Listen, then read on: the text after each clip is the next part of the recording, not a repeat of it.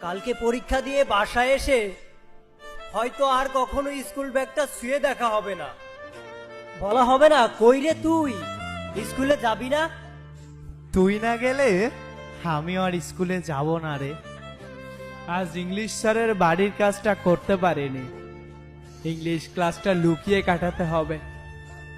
অ্যাসেম্বলিতেও শপথ বাক্য আর জাতীয় সঙ্গীত না পাঠ করে মুখ মিলানো হবে না। মুখ মিলানো হবে না রে একসাথে। হবে না রে একসাথে আর পথ চলা। হবে না একসাথে দুঃখের কথা বলা।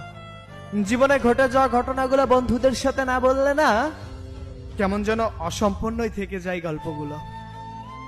কাল 13 তারিখ, পরীক্ষাটাও শেষ হবে।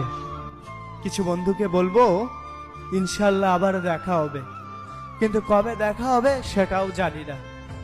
রেজাল্ট প্রকাশ হবে, কেউ কাঁদবে কেউ হাসবে। হাজারো ডিপ্রেশনে যে বন্ধুগুলা কাঁধে হাত রাখলে ডিপ্রেশন কেটে যেত, রেজাল্টের দিনও হয়তো কোনো বন্ধু থাকবে না পাশে। এসএসসি পরীক্ষাটাই জীবনের এমন একটা অধ্যায় যেটা একবার পরিবর্তন হয়ে গেলে আর ফিরে আসা যায় না। মনে হয় পূর্ববর্তী অধ্যায়গুলো নিজ হাতে আঠা লাগিয়ে এসেছি।